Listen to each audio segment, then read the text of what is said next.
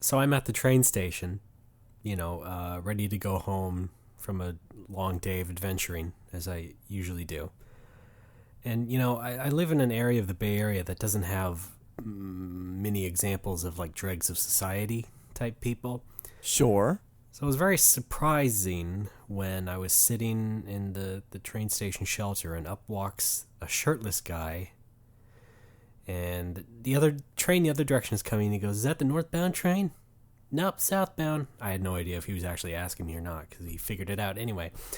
But the thing about this guy is that not only was he shirtless, he was carrying a bag of something that was leaking. And then he walked over to the nearby garbage can and then shoved it in there. Not all the way in, so it was all sticking out of there. And after he leaves the premises, I dare to look at whatever this is in the garbage can. Ew, no, why? No. Well, it's not that bad at first glance because it's actually just compost.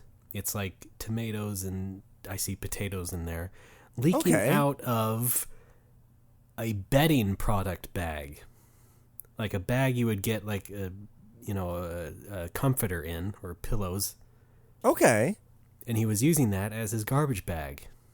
Well, of course, he's a very creative young guy. He's maybe saving a little money too creative. Maybe a little too creative. Well, no, wait a minute. Hang on. I can defend this. What's wrong with using another bag to throw something away? Well, it's compost. It was a bunch of rotting old vegetables and stuff. Probably even more things that I didn't see and didn't really care to. So the fact that it was that and it was dripping all over and it was in a clear plastic bag, it's like that doesn't seem like the most, I don't know, let's call it courteous way to go about things. And, the guy was shirtless, probably a little bit bombed out, and it was just like, wow, well, you don't see that every day around here. And I'm glad I did.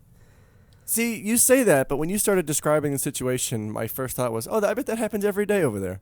No, not in this not in this part of the world. Oh. This part of the state, rather. I mean, come on, you're not trying to defend this, are you?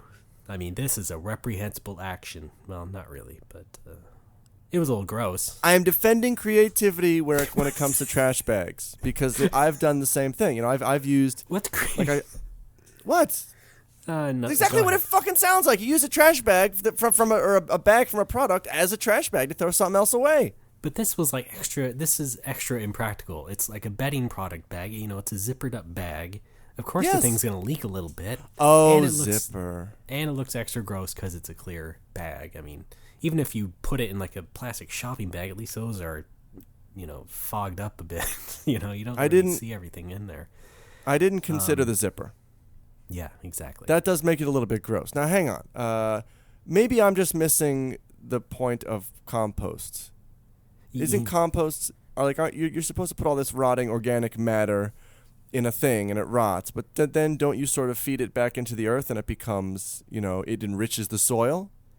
Yeah, I mean, that's the point. Then what the fuck was he doing putting it in the garbage? Like I said, I didn't see everything in the bag, but I did see things that would amount to compost. I don't know what else was in there, if it was all organic or what. So you're saying he got like halfway through the compost process and was like, you know what? Fuck it. I need this space. Yeah. Okay, all right. And I think I'm starting to... I don't even have a garbage can in the house. I have to go ahead and walk the however long it is to the train station, use their public tiny garbage can right next to the shelter, and then weird out the guy sitting there who will then tell his buddy on the podcast about it. Maybe he was trying to kill two birds with one stone. He figures, okay, there's two things I want to do today. A, dispose of all this compost, and B, while I'm doing that at the train station, I can take care of B, finding out if this train is going north. Right. Right? Yeah. Got all his ducks in a row. Yeah. No, I think you got me there. What can I say? What an age. And what a country. Folks, head to the polls. Well, I don't know how satisfied you were with all that, but... Not very.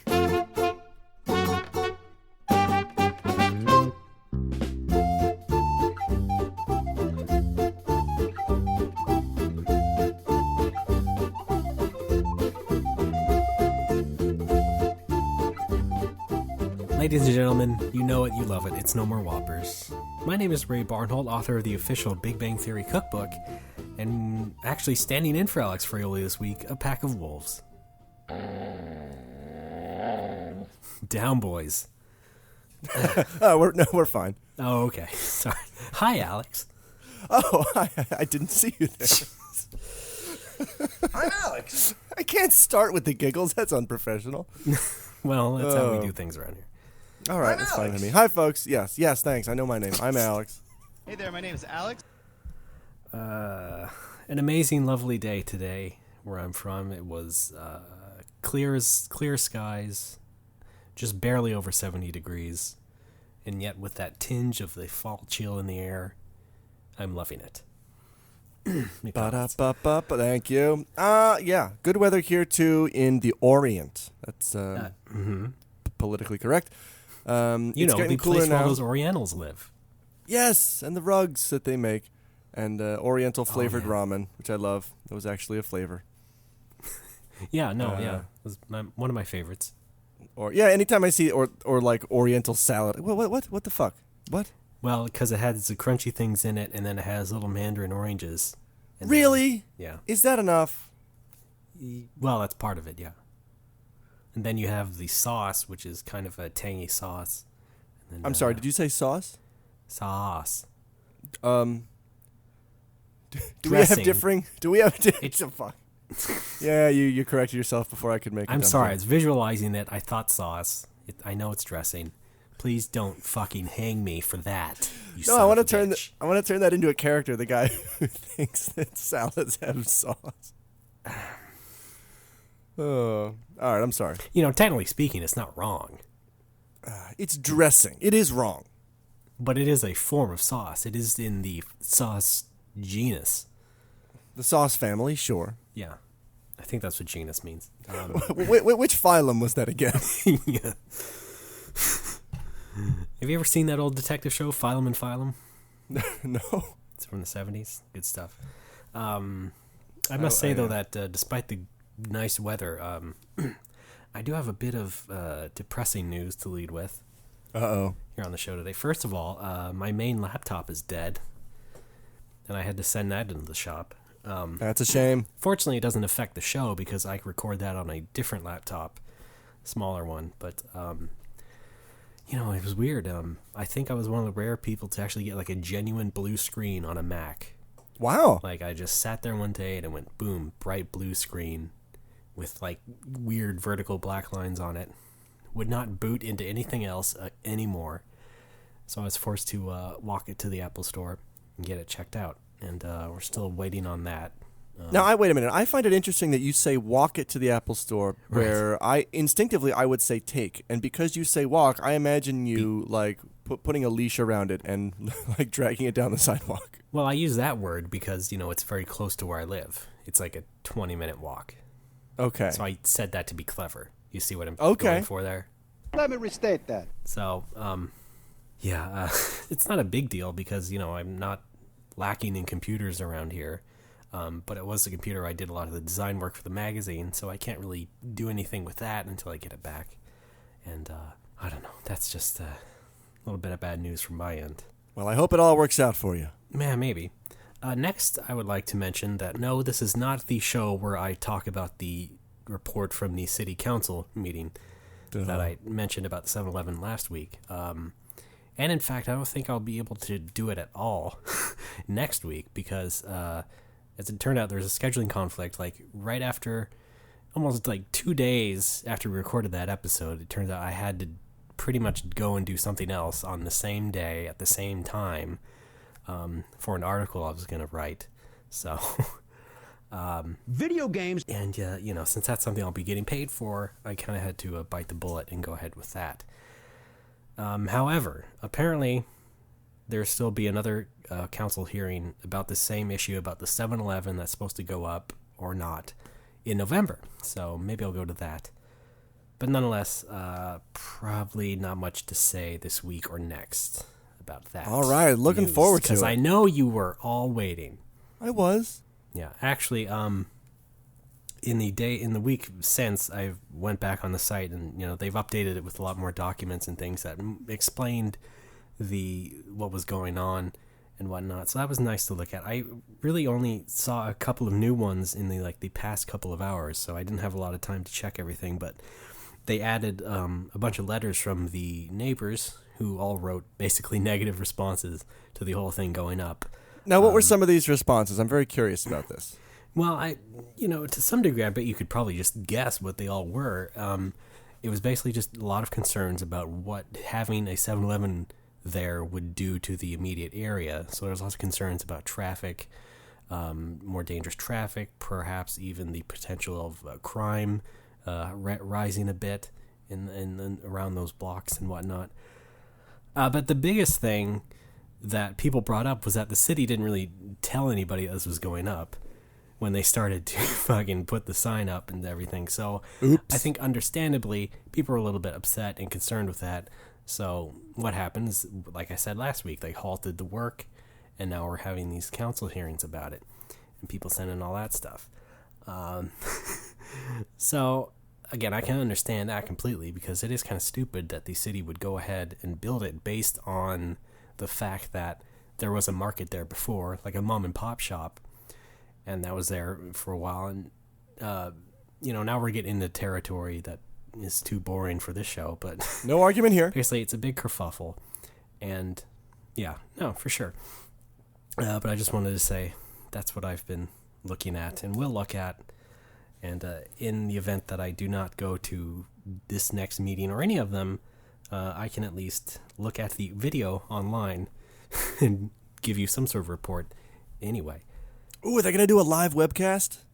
I think, yeah, actually they are. Oh, wow. Yeah, it'll be live also on the cable channels because they do that. But yeah, I kind of I'm not an idiot. I mean, sure, I selfishly I think it'd be great to have the 7-Eleven there, but I also understand there's people around there with families and whatnot. They get concerned about the sort of things that increased traffic would do.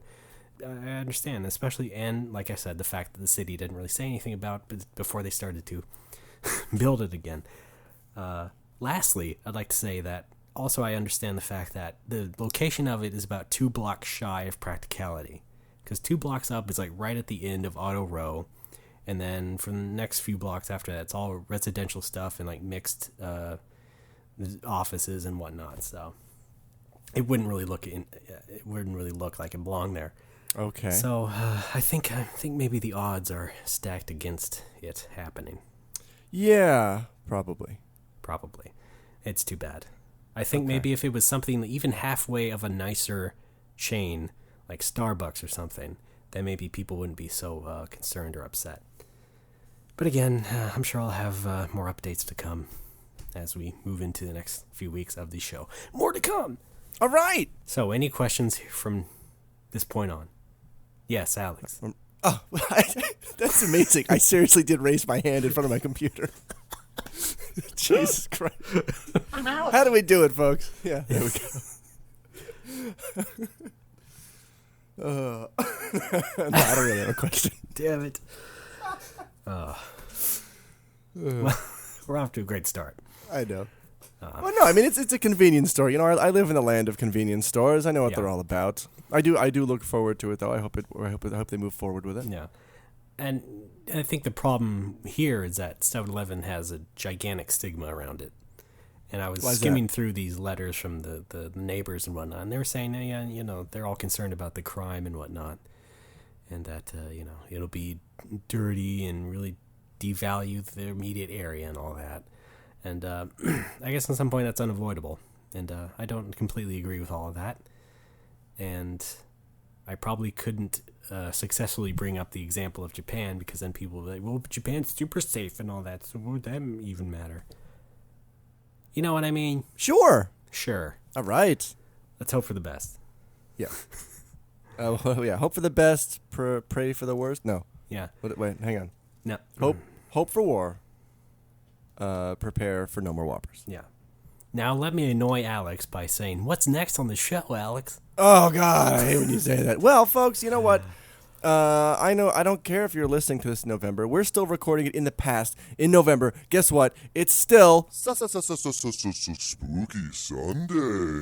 And as Spooky Sunday, because it's still Spooky Sunday, I'm gonna play a lot of my drops slow and low. That's the preset that I have. So you can enjoy lines like this.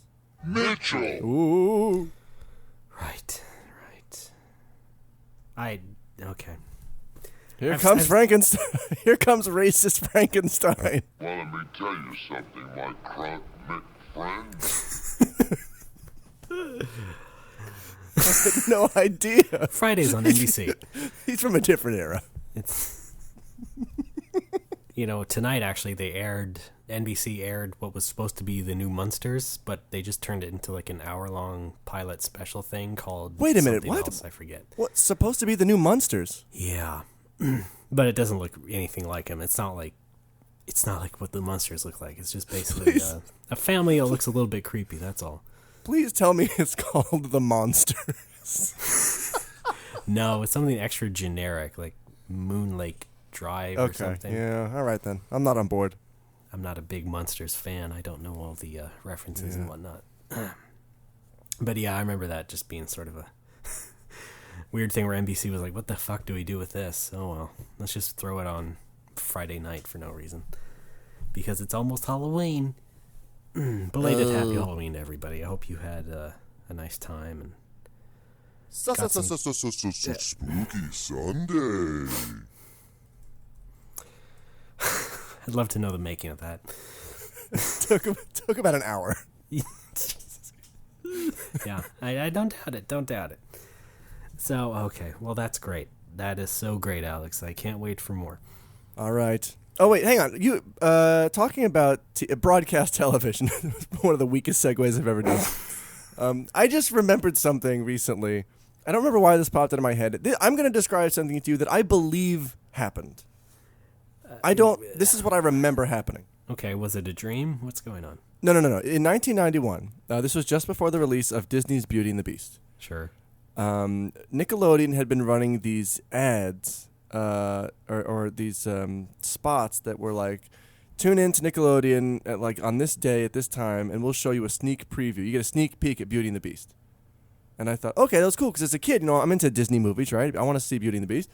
And I tune in at the time, and it was like it was a 30-second shot. It was 30 seconds of like an animated background. I think it was a waterfall and like a mill or a granary.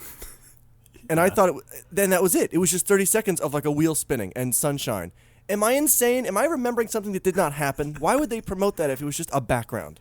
I don't know. Was that even in the actual film? Well, I'm sure it was, in the village. It looked like the village in the film. Yeah, let's go back and look at it frame by frame. But I YouTubed it, nothing on YouTube. I Googled it, couldn't find anything. Am I imagining this? Does anybody else remember this? Well, I don't know. I do question the fact that it was on Nickelodeon, because I wouldn't think that they'd be too commercial enough to want to tie in anything with a Disney movie. Well, they started getting channel? more commercial in the early 90s. What's that? Yeah, but not, I don't know. Maybe, not to that extent. Was it the actual Disney Channel? Could it have been? I didn't watch the Disney Channel as a kid. Well, maybe you just flipped to it randomly that day. No, because it was definitely a channel that I watched all the time because I kept seeing that spot and I kept thinking, oh, I got to remember to tune in on that day and date or that day and time. Fair enough. Yeah, it's a good thing that all those Disney animated shows aired on the local Fox affiliate because there was no way in hell I was going to watch the Disney Channel. Well, yeah, Disney Channel was not that great back then. Plus, it was subscription, so... Yeah, and I don't think we got it. Yeah, there was a bunch of boring stuff on there for quite a while. Anyway, well, yeah, I'm going senile. That's an interesting fever dream. I think it was real. Sounds to me like a hallucination. Like maybe you were sick from school one day. You saw this happening. You have Beauty and the Beast on the mind. Okay, well...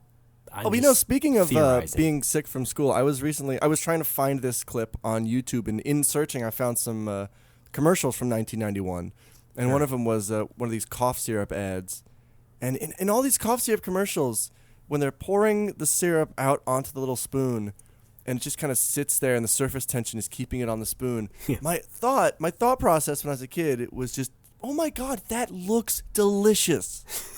Yeah. That looks so good.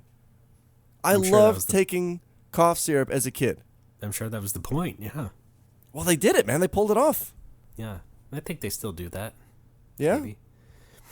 I don't know. I don't watch that much TV anymore. But No?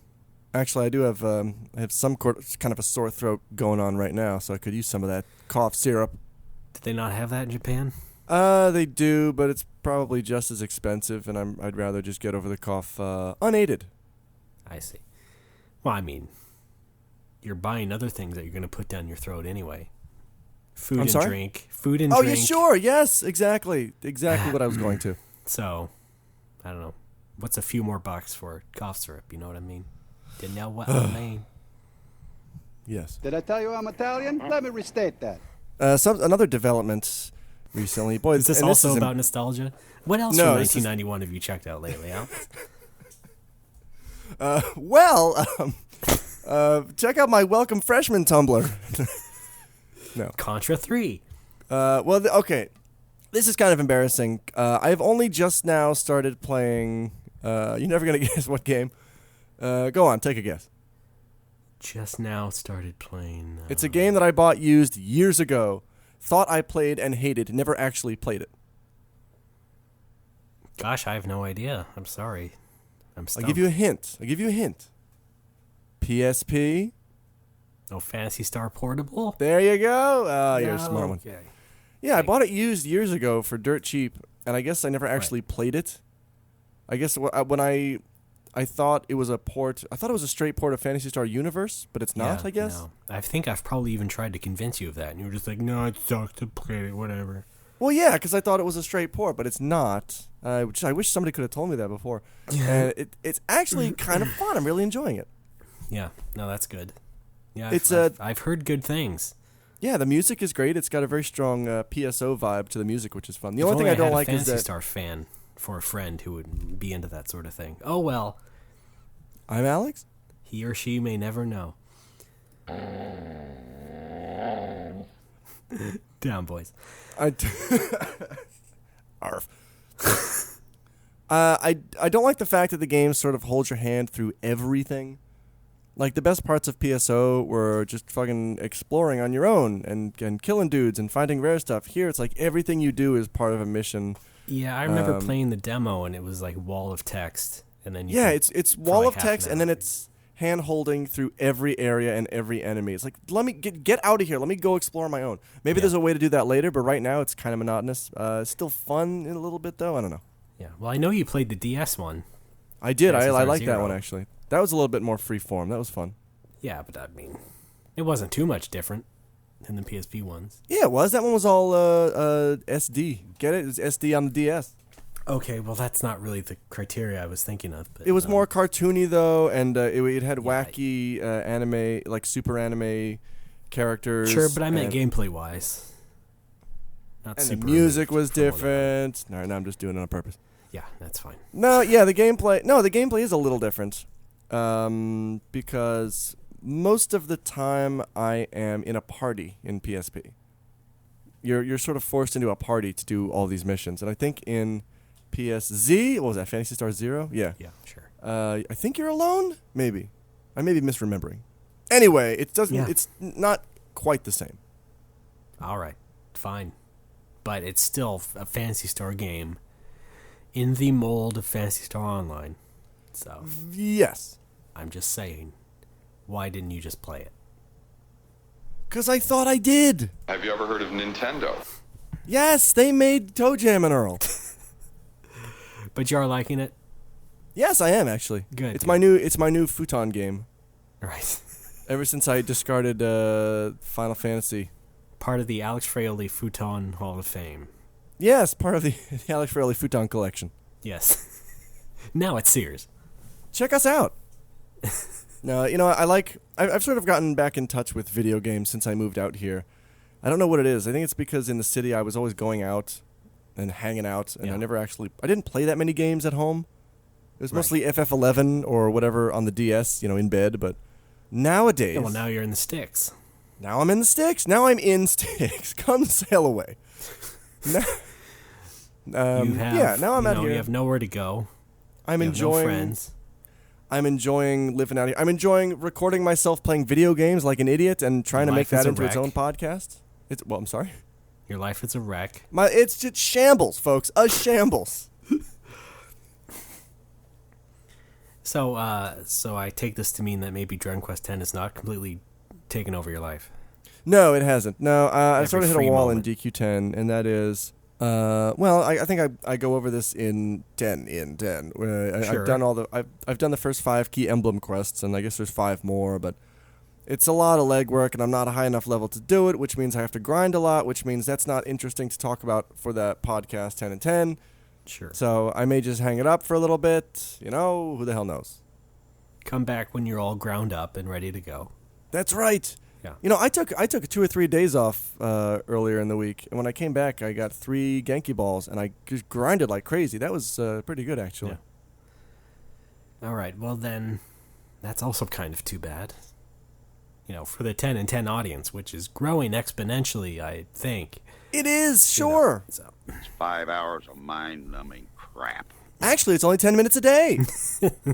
Well, hang on. Let's do the math. Altogether. I got, as of this recording, I have 33 episodes. That's 330 minutes. That's, Jesus, I'm so bad. That's 11 half hours. It's 5 hours of mind-numbing crap. All right, it's more or less 5 hours of mind-numbing crap. I'll give you that. Back and to the lab. Okay. Yeah, not much to say about video games on my end, really. The good news is you're I reviewed some stuff, I guess. I reviewed Liberation Maiden on 3DS. No, But, yeah, I don't know. is What? that the name of an actual game? That is the name of an actual game. Okay. What? What do you think it is? I want to know this. All right, can I ask you a question before I try to describe it? Sure. Is it Japanese? Yeah. Is there a very cutely drawn anime girl with guns? I wouldn't say very cutely. Or a very strong, imposing anime girl with guns? Yes. Okay. Can you change her appearance with costumes? No. Liberation Maiden? Yeah. Is it set in the French Revolution? Shit. Stupid. No, actually, that's not even French either, but there's also Assassin's Creed 3 Liberation on PS Vita, but that doesn't take place in France. That takes place in colonial America. I'm on loan from the Louvre. Revolutionary times.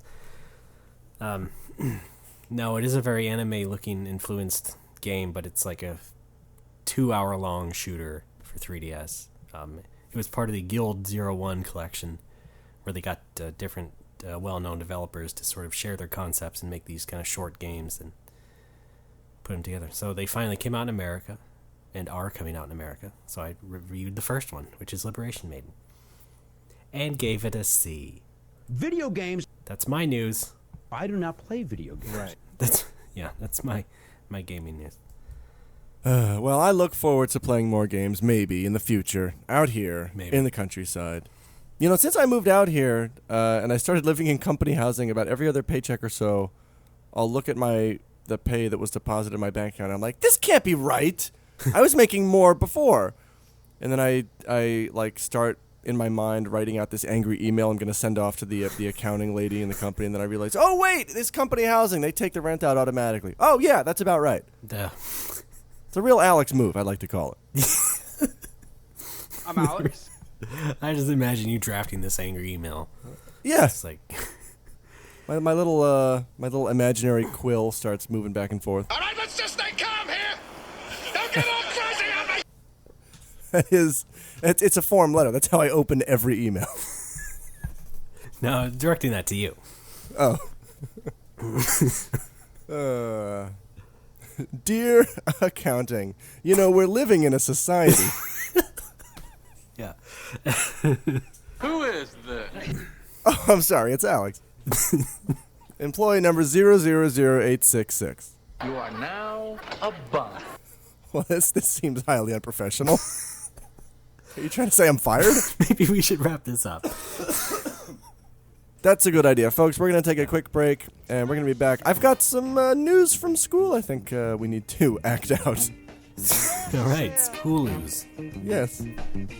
Jellies. We'll be back. You don't never need help from nobody else. All you got to do now, express yourself. Whatever you do, do it good. Whatever you do, Lord, Lord. Do it good. All right. It's not what you look like when you're doing what you're doing. It's what you're doing when you're doing what you look like you're doing. Express yourself. Express yourself. Folks, we're back. It's No More Whoppers. Oh, yeah. Oh, yeah. Alex, how's it going? Good. Feeling good. Doing Feeling great. like pizza in the morning. Well, I already had pasta in the morning. True story. Hey. I had pepperoncino for brunch. Who'da thunk it? Who ate all the gabagool? Well, it was premeditated. Well, yeah. Paisanos! Yeah. Countrymen. With your striped shirts. Let's move along here before this gets any worse. Oh, wait, hang on. I've got to get to Ghost Mass. Spooky Sunday. Okay.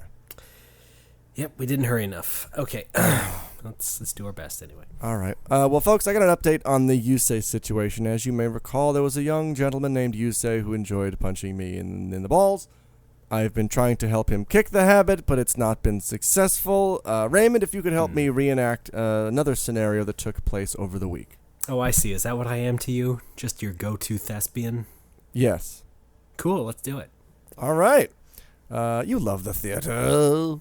I All try right. not to. I am playing the part of Alex. I think. Is that right?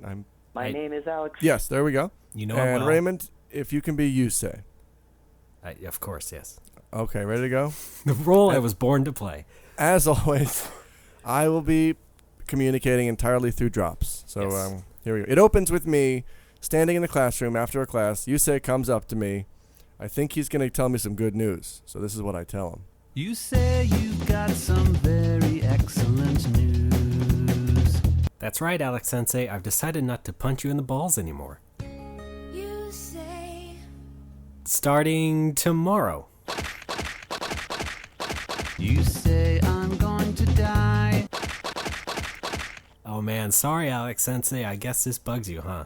Is there anything I can possibly do to make it up to you?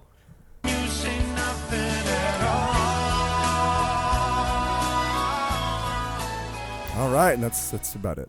And scene. All right, good job, everyone. Yeah, All right, thanks for your help, Ray. of course. I'll be back with another update on Yuusei. Maybe in the Are you future. going to gather the cast for a postmortem after the show and discuss what we did right and what we did wrong and how we can improve for next time? And I would like to, yes. But Yeah. first, let's get hammered. fantastic. All right. All right, folks, if you've been on the Twitter in the past week or so, you may have seen me retweet a thing called Game Shop from a Mr. Jordan Morris, who was a part of it. Raymond, Yeah. did you watch this Game Shop video? I did, yes. It was, I think it's intended to be a sort of comedy series about a bunch of people who work in a video game store Or shop. or shop, whichever you prefer. I'm not gonna pigeonhole you. In the UK, they call them a shop. So. Yes. Anyway, these lads work in a crisp factory. They work in a video game shop, and this is a very divisive thing, Sure. I think. Wait. Before we go any further, I just want to Okay. say Alex's opinions are not necessarily that of No More Whoppers or its parent company, No More Woco. Have you been to our Filipino food truck, No More Woco Adobo?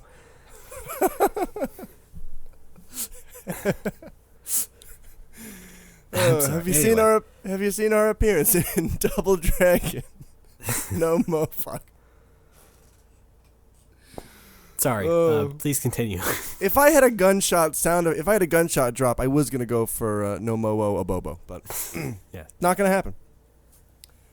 Anyway, yeah, Game Shop is intended to be a humor series about people working in a game shop. It's got some video game humor in it. It's also got some standalone humor in it. This is what I think makes it so divisive to people. Well, first of all, why don't we cover our own reactions? I quite liked the thing. I thought it was funny. There was a lot of funny in it. There was some stuff that I think kind of fell flat, but overall, I liked it. Raymond, how did you feel? Oh, okay. It's my turn. Yes. I don't know. I didn't hate it. There you go. The thing is that, I observed a lot of very knee-jerk negative reaction to it. So I watched it, and, I could relate to some of the stuff that people brought up. But in general, it wasn't nearly as bad as I thought it would be. Okay. I don't know if this is where we go into specifics, maybe. But, I can say that, the B plot of the whole thing maybe wasn't as good as, like, the main plot of the show, the first episode. Wait, which are you considering the B plot? The faux nerd girl or the shop going under? The part where the owner selects the guy as the new manager. Okay, see, I actually thought that was stronger than the A story. Well, here we go. Here, we're getting into it. No. I respectfully disagree. Yeah, take that. All right, let's just stay calm here. Oh, I'm calm. Yeah, I really don't have like a whole litany of things to say about it. It's just like that about the B plot, and maybe the cat fight at the end pretty much crossed the cliche line, but in general the show is not that offensive as I was perhaps led to believe. Yes. So I wouldn't exactly use the word like necessarily. Well, But, it's one episode, so. We have on several occasions tried to address the topic of comedy meeting with nerd stuff, and how a lot of the time it just does not work. Yeah, this feeds into a larger point I'll probably make later anyway. Okay. I just wanted to say there's the standalone stuff, like as in the humor in the episode that doesn't rely on video game references, is actually very solid. I enjoyed it. That's why I liked that the B story, the B plot of Igor getting promoted to manager more than the A story, which I thought was kind of cliche. I thought the B story actually had some solid jokes in there, stuff that was actually very funny, that would have made me laugh, I mean, no, not even would. It did make me laugh, and it had nothing to do with video games. Yeah, exactly. I mean, there weren't even that many direct references to games or anything really in there. Exactly. I think that's confusing people. Yeah. I think it's... okay, I think the negative reactions to this kind of fall into two camps. One is, before watching it, somebody sees, oh, look at this, IGN made a comedy series about guys who work in a video game shop, huh? Yes. And before they're even watching it, they are so eager to get indignant on the level of, how dare you appropriate my sacred culture for comedy? Yeah, now here's the thing that I noticed was that people immediately glommed on to the line, like the cold open line where Jordan's character goes, more like gross o'clock when the other guy, what's his name, says it's his time. Let's say he's Ron. He says it's Ron time, and then Jordan's character goes more like gross o'clock, and then people seem to think, people just seem to really glom onto that and really react to it negatively. Yes. As if, and it's like, I watched it and I didn't think it was that bad, and then I thought, oh my God, wait a minute. Are these idiots on message boards thinking that the gross o'clock line was that character being sincere? Like making a sincere crack? Yeah. Because it clearly wasn't. He was making a stupid, ironic sort of joke that wasn't meant to go anywhere. And then, being that was the first minute or two of the show, I figure that's where most people just decided to stop watching and shit all over it. Yes, exactly. But that moment there, it's just what I noticed is like, oh my God, there are people who literally cannot parse.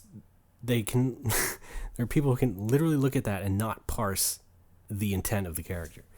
Well, again, that's what I was going to bring up. This is the second group of people, I believe, whose instant reaction was negative, and that is people who just don't really care about comedy that isn't served up to them in meme form. You know, like comedy that has to be written and performed and is given some kind of thought in its preparation.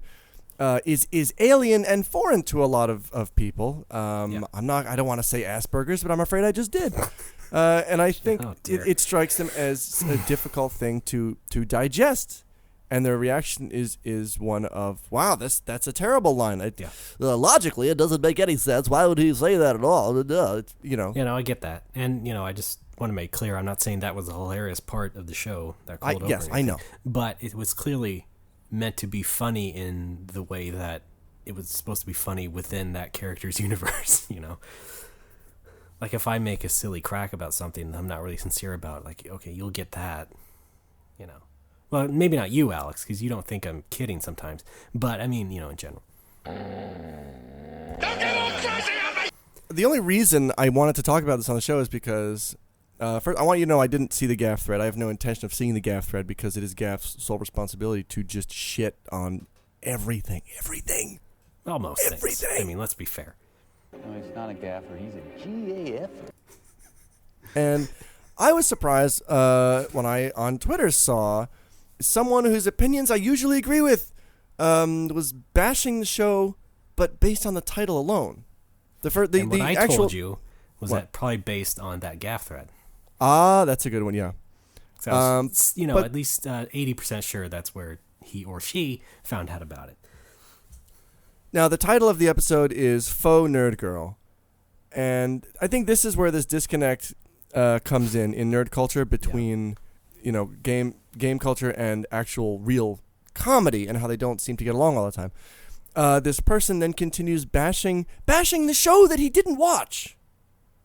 And the whole time I'm reading these tweets, my in the back of my mind, my thought process is, did you watch the thing? I mean, okay, let me summarize this. The episode, the A story of the episode is about this girl who may or may not be faking nerdy just to be popular, because nerdy is cool now or whatever.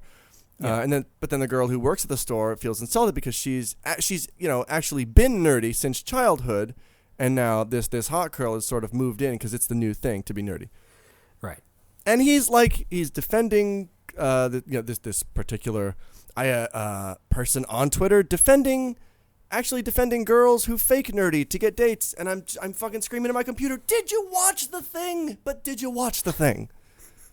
Because clearly, that is addressed in the thing, in the episode. It's addressed by an actual character in the show. It's addressed in a more comedic way at the end of the episode. It's like, fucking, I know you're a busy guy. I know you're eager to look smart and snarky on Twitter, and I know it's so easy to get indignant and angry based on the fucking title of something, but did you watch the thing? Got a lot of bile. All right. Yeah, I'm with you. I mean, again, I watched the show, and it's clearly not the show was about sort of poking fun at that whole thing. Yes. The thing is that, if you go on 4chan and stuff like that, there's a lot of joking around about that sort of fake nerd girl and sort of, quote unquote raging. When it pops up in threads and stuff, people just post things from fake girls and fake nerd girls and, stuff from Facebook and lines and whatnot. And that's funny to those people. And, that becomes the standard for the comedy. So when you have something like a put together comedy show, it's scripted and everything, and then they tackle that story point, people, I don't know where the disconnect is, but people just don't like that because it's not organic or something. Yes, I agree with that. It's people say the internet makes people dumber, and I agree with that in the way that it is lowering the bar for comedy in so many ways. Yes. It's and then when somebody tries to go ahead and write an actual humorous series, people's gut response is, wait a minute, hang on, this isn't exactly like I remember it, remember seeing it on this message board or whatever. Sure. I can't process this. Yeah. And, on top of that, I mean, even if the show, whatever else it could be, sucked, or whatever, maybe it actually wasn't that great at all.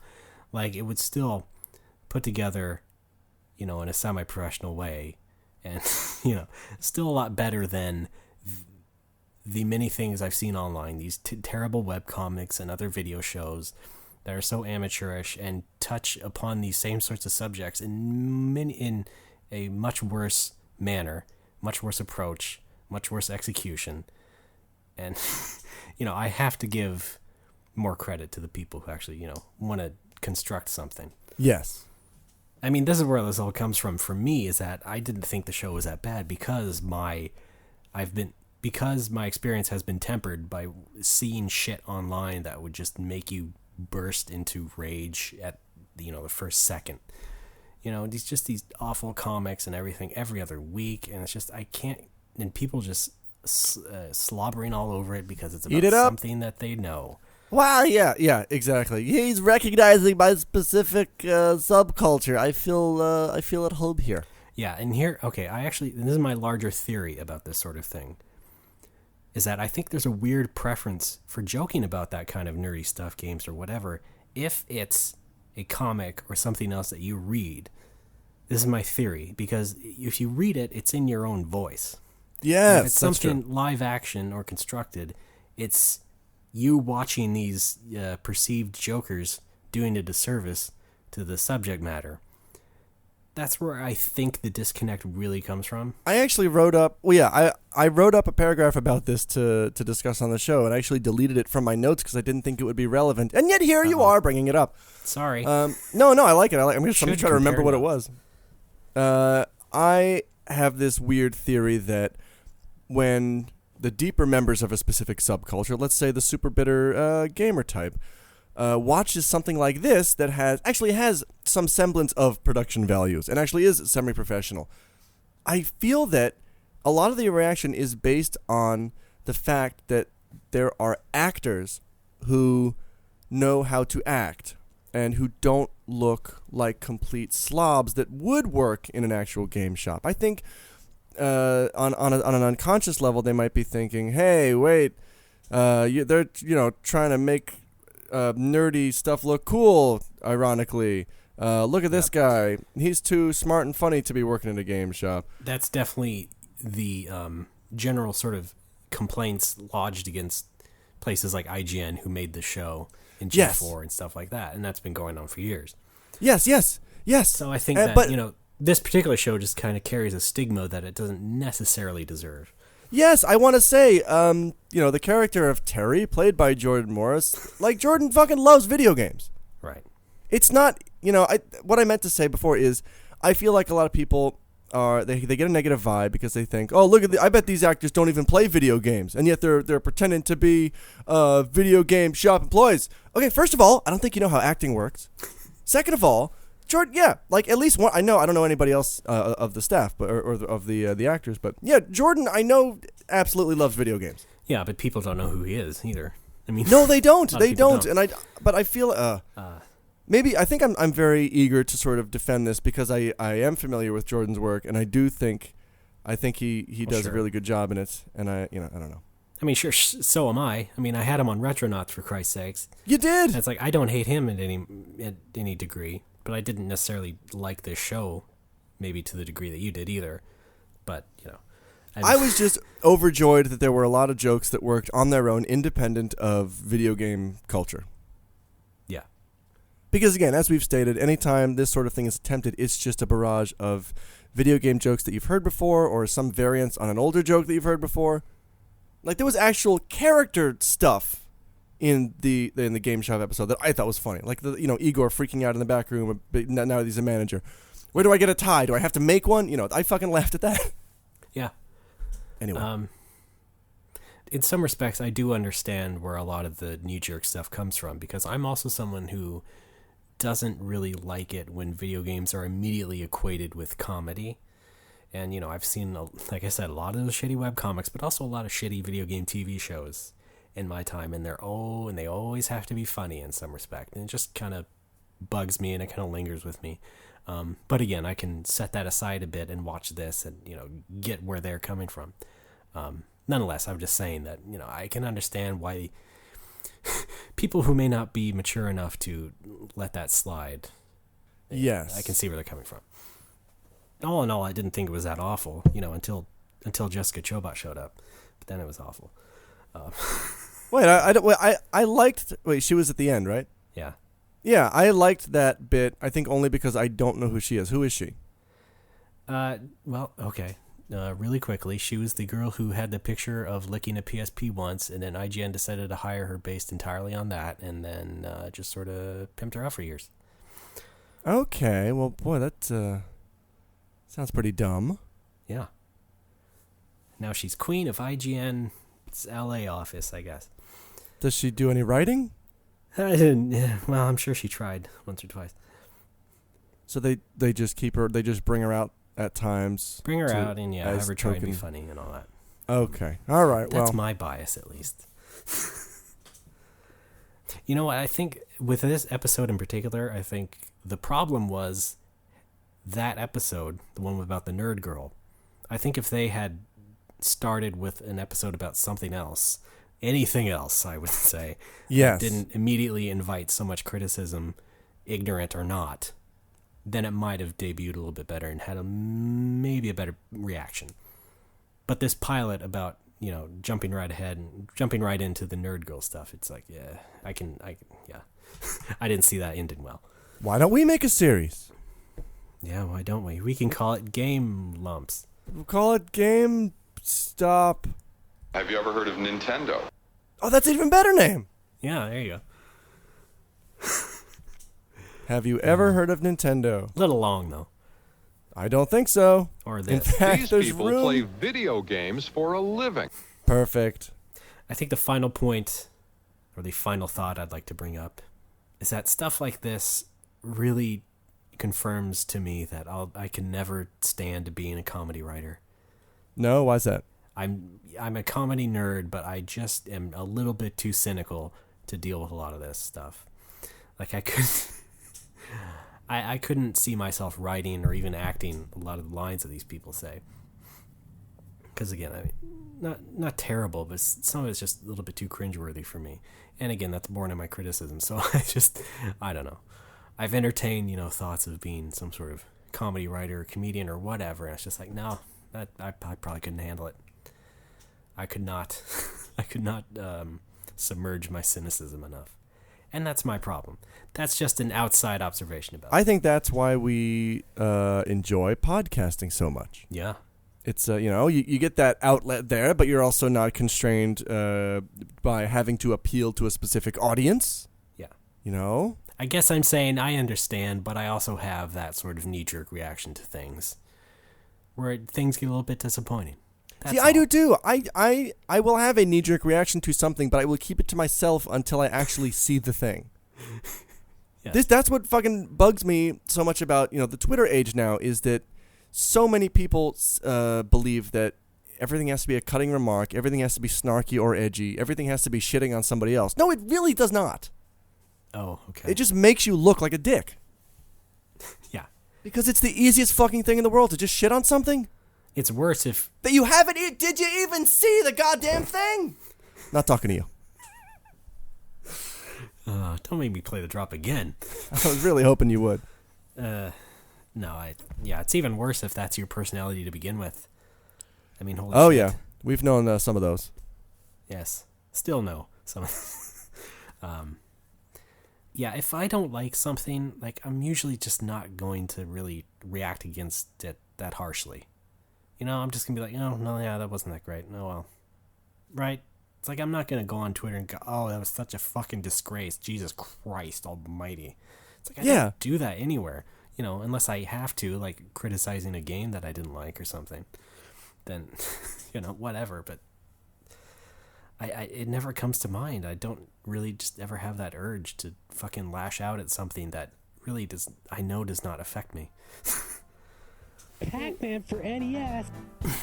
I loved that. You sure did. Yeah, no. All right, can we take another break? Sure. All right, we've got a mountain of fan fun. Stick around. All right. Who do you think you are, Austin Powers? Who do you think you are, Ace Ventura?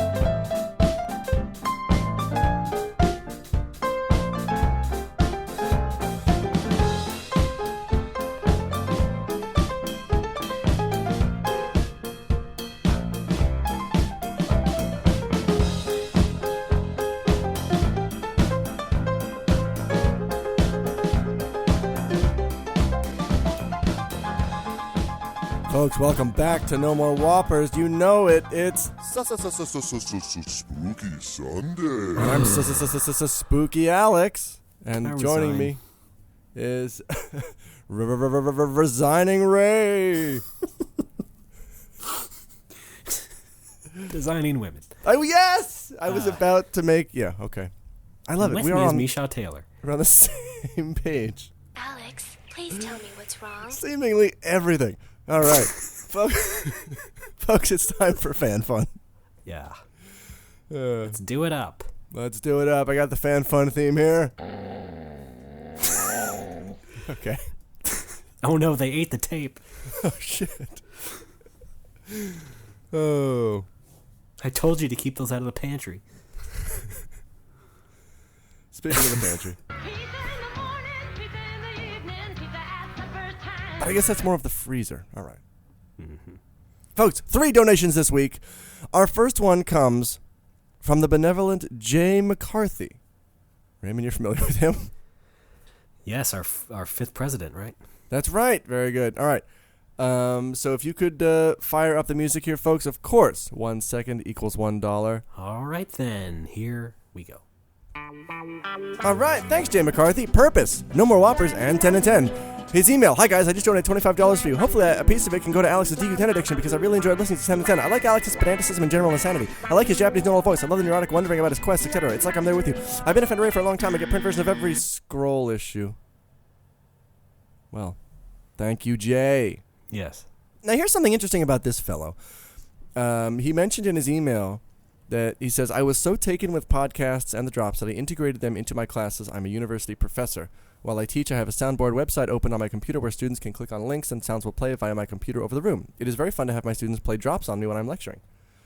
Yeah. This is amazing. Yeah. First of all, drop lectures? Yeah. Second of all, we have a listener who's a professor at an accredited university. Yeah. I still have trouble accepting that university professors aren't demons or vengeful spirits. Black man doing his motherfucking thing in the world, baby. My problem with authority is such that in 5 years of college, I came to actually admire maybe 4 or 5 of my professors. And most of those were Japanese professors. I was just terrified and resentful of anybody who had the power to pass or fail me. Yeah. Well, as I replied to him, I said, I can't imagine how fun having a soundboard would be / nightmarish in class that they can activate. I think it would be great. I'm sure it's much better in practice than it does sound on paper. Well, hang on. Why don't we try it out? Why don't we have a test lecture right now? So, Ray, just go on about a topic, impart some wisdom to me. Subtitled A Comic Strip Biography, Louis Riel looks at Métis rebel leader Louis Riel, detailing his leadership in the Red River and Northwest rebellions. It does not attempt a complete retelling of Riel's life, omitting long periods and ignoring many aspects of his personality. Instead, the focus is on his quote, antagonistic relationship with the Canadian government from 1869 to 1885. All right, that's it. This didn't work out after all. And now I have to resign. I sort of think you're mistaken somehow. Yeah, that's what I imagine. Alex. Oh, God. Shit. God, I hate that. It's so creepy. But please, I'd love to be proven wrong. I mean, if you have some sort of way to record the classes, then please send it in. I would like. Yeah, really I'd like know to play how that works. As described, it sounds kind of nuts. What?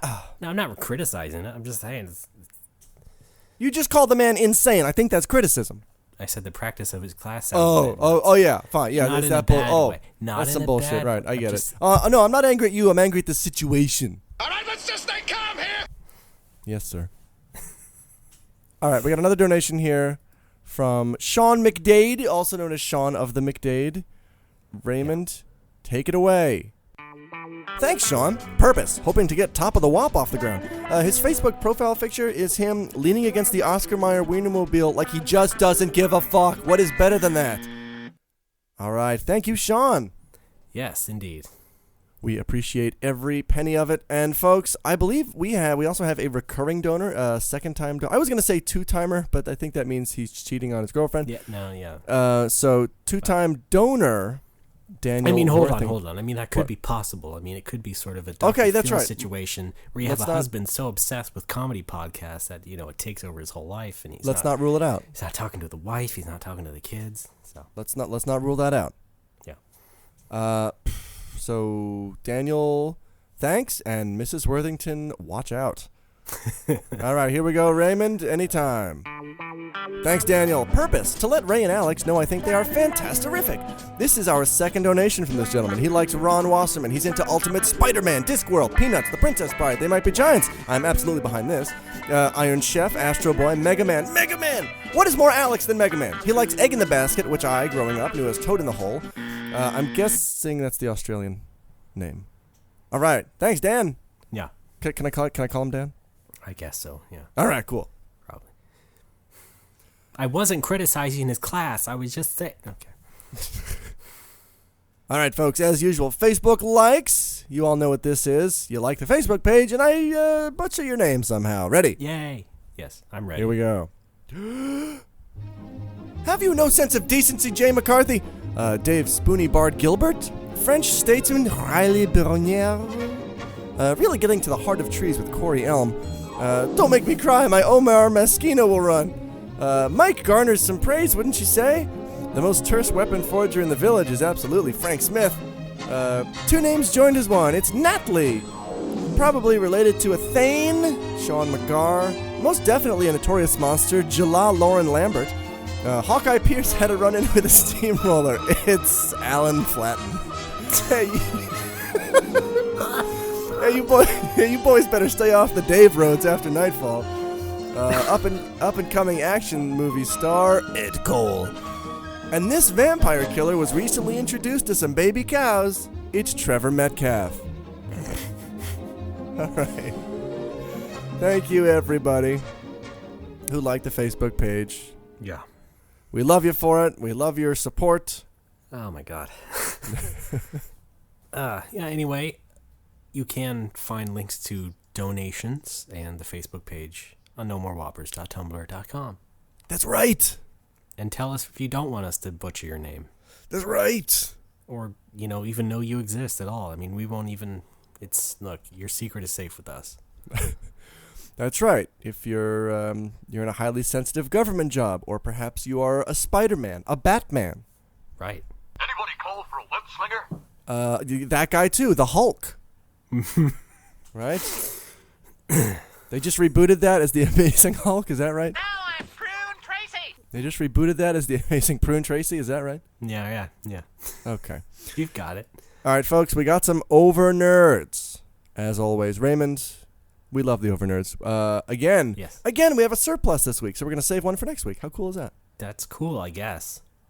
Now, this one comes from... What if we ever have a time-sensitive over nerd?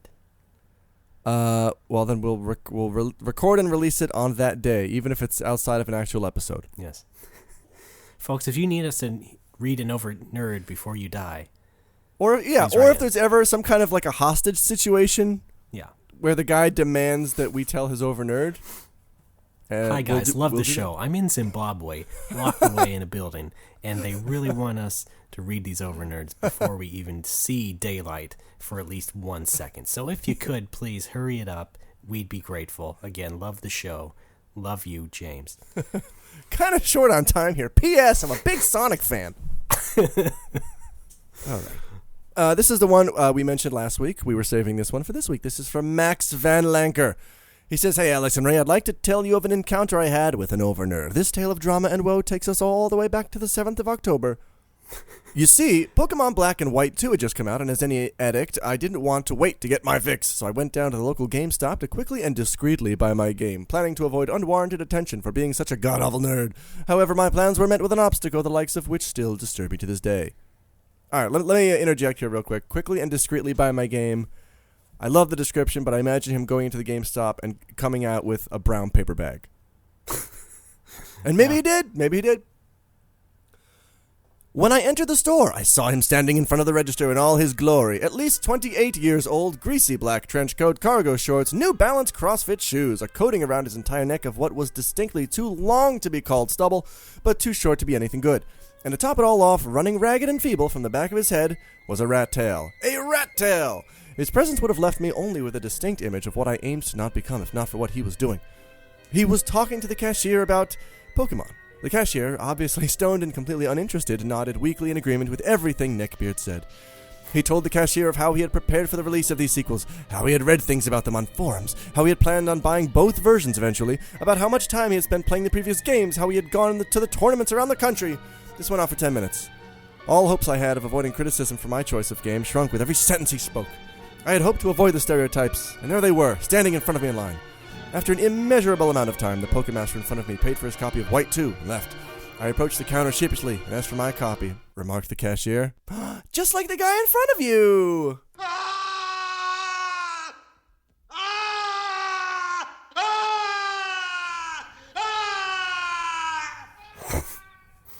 That was it. I had been lumped together with him.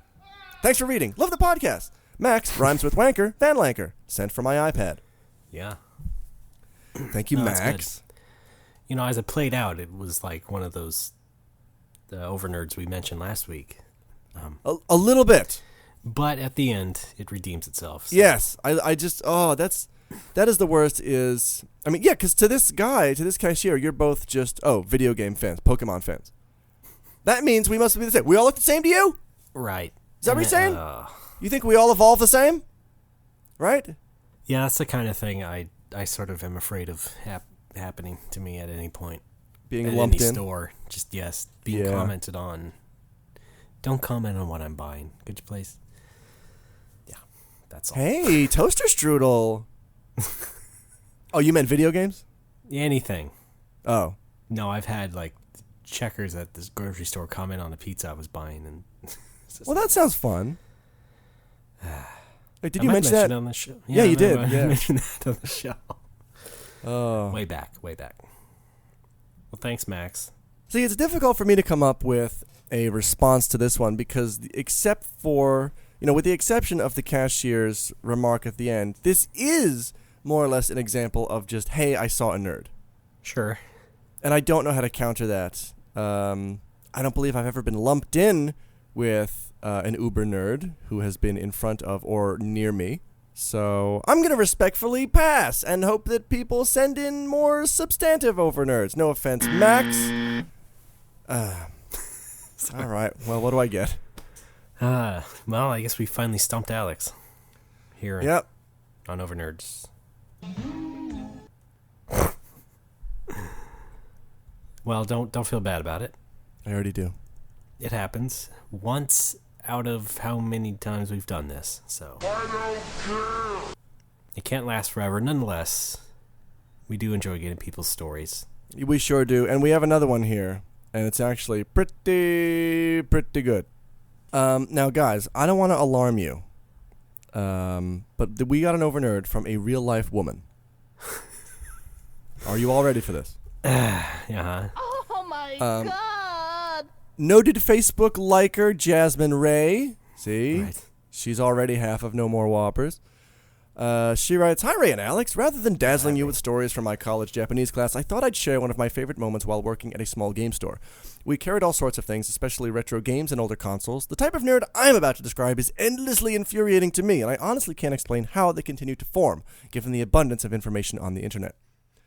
Nerd walks from the door to the counter, immediately asking for help. For maximum effect, he's wearing a fedora and a game-related t-shirt that is both oversized and fading. Fedora. Excuse me, I've been tirelessly searching for a product I doubt you carry. It is obscure. Me. We carry a lot of things, so there's a chance I can at least tell you why we don't have it. Fedora. Final Fantasy VII on the N64. How sweet to be an idiot, as harmless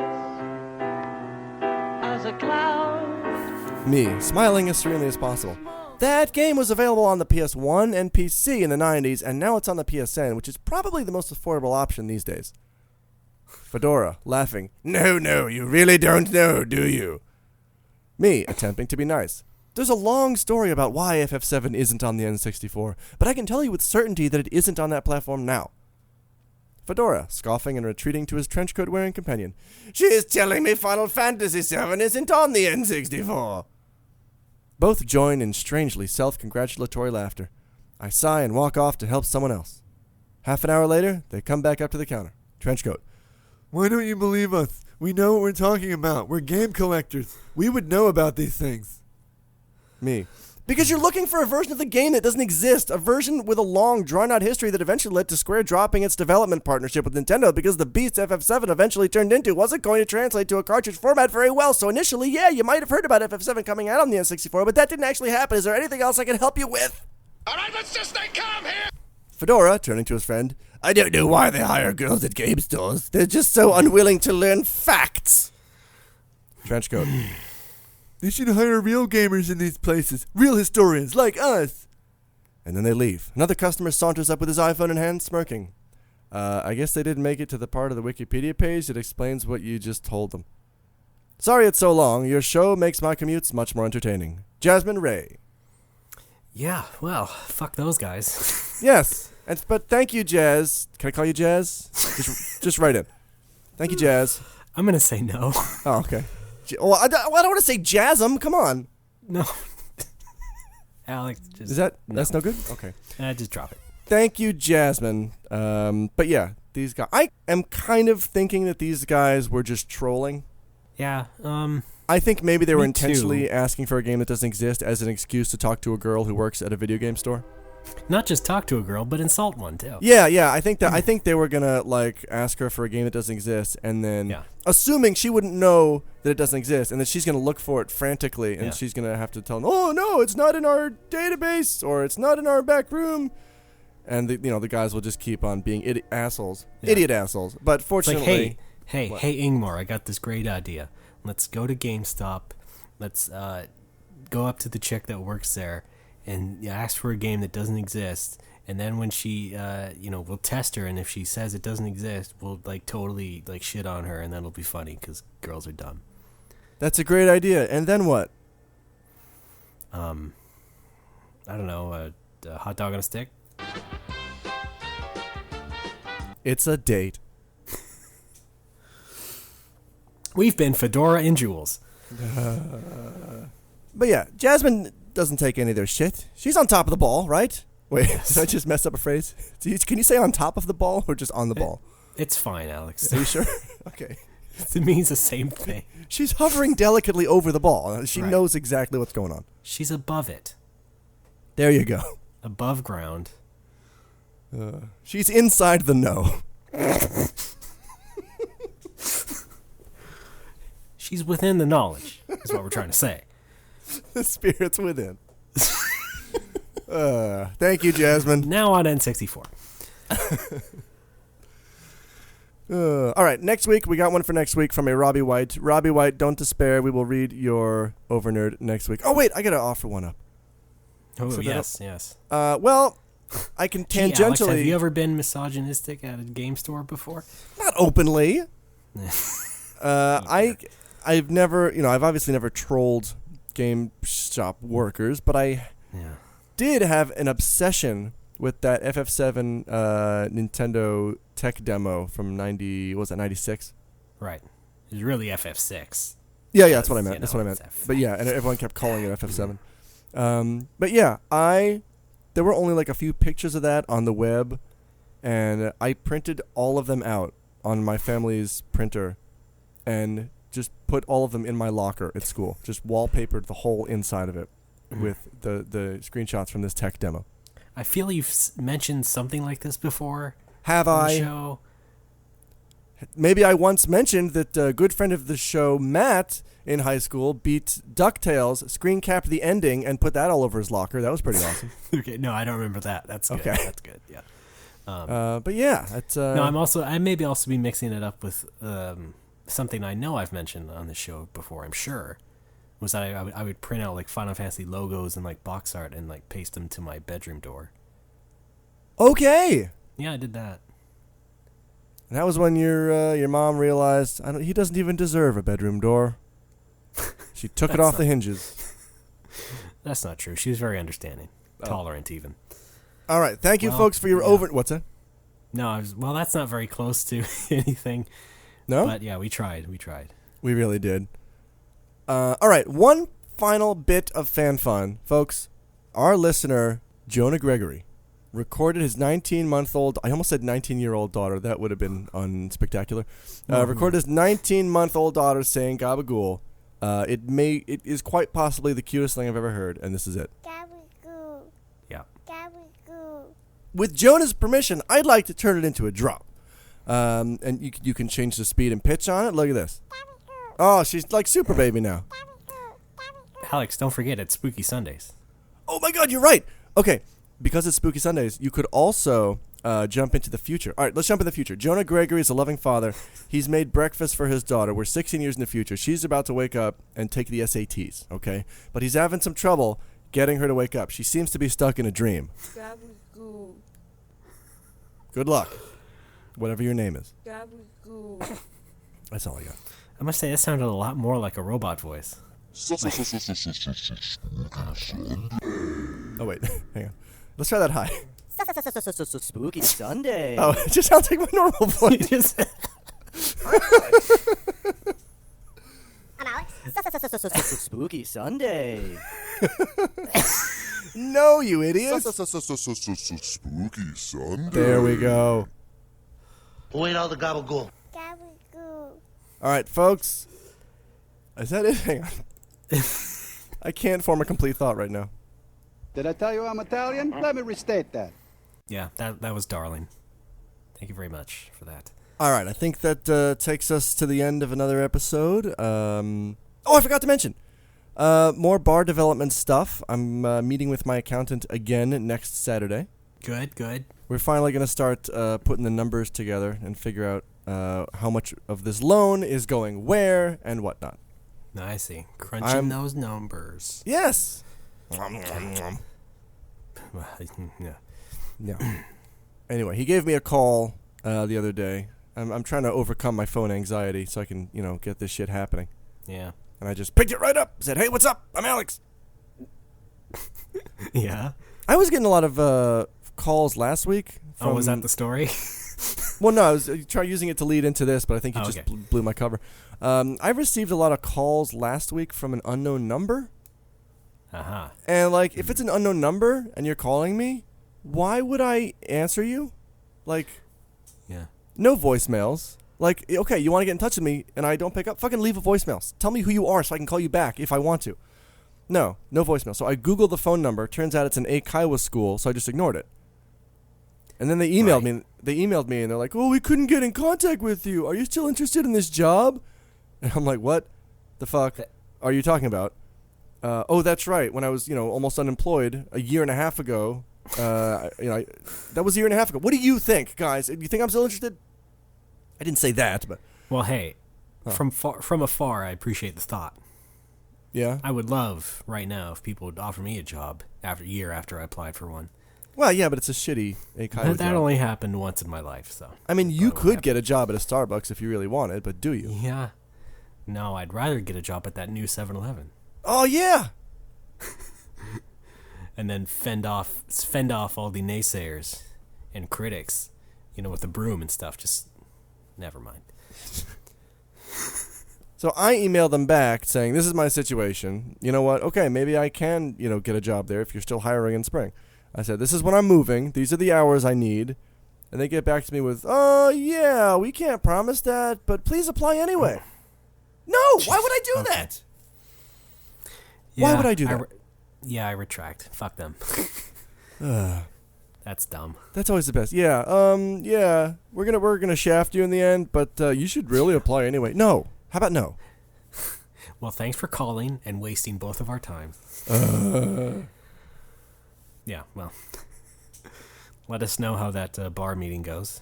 I will. He specifically requested that I bring my laptop. I see. So I think there's going to be some typing going on. He's like, I don't have Excel. Could you help a guy out here? Yeah. Actually, I don't have Excel either, and he told me that I would need it. You can download LibreOffice. I don't speak Spanish? That's an open source word suite thing. Oh, with, spreadsheet stuff. Oh, cool. If and you just nerd. In the event that the guy doesn't have internet there or something, you just can't use Google or something. So I see. There's that too. There's multiple options available to you. And that's been the No More Whoppers Tech Minute. Thanks, Ray. I'm very excited for Mitchell! All right, I think that's all for us for this week. Ray, did you have anything else? Any closing words? Did I say anything else? For have a lisp. Aerith Gainsborough. Yes. Let's not go back to that. No big closing words except, belated apologies for trying to articulate my thoughts on that whole comedy stuff we were talking about. It was charming, I thought. But I'm sure you'll work your editing magic. And I fix will. me up good. I promise you, I will. Yes. Well, if you don't, I'll just come back with notes. You can feel bad. Because that's how we do things here. That's how things get done. But anyway, yes. Thanks, everyone, for your contributions. And once again, you can send your overnerds to nomorewhoppers@gmail.com. That's right. You can find our site where you can go to the Facebook page and send us money, nomorewhoppers.tumblr.com. Good ratings on iTunes and reviews, really. Why not go the whole 9 yards? Star things and write things. Give us some love on there as well. And yeah, that hits it up for now. I can't wait till my main computer comes back. That'll be nice. Do you have a name for that computer? Like a pet name? No. What's its ID on the network? Who cares? I'm curious. Don't you have cute names? I do. Not for everything. I do for my iOS devices. My first iPhone was iPatooey. My second iPhone was iPatooey Mark II. My iMac is just Patooey, yes. and then my Windows laptop is Asp. Get it? Because they're all poisonous animals. Here's the thing. I name and my Dropbox is called Nest. I name my portable hard drives. I don't really name my computers too much anymore. What are you? I'm Alex. And that's the show. Thank you, Alex, and your new wolf pack for joining me today and being good sports, as always. Arf. We'll get you a steak later. Oh, hey. Everyone else, keep your nose clean, and we'll see you next week. Gold subscribers, stick around till after the show. We review home giggle remedies.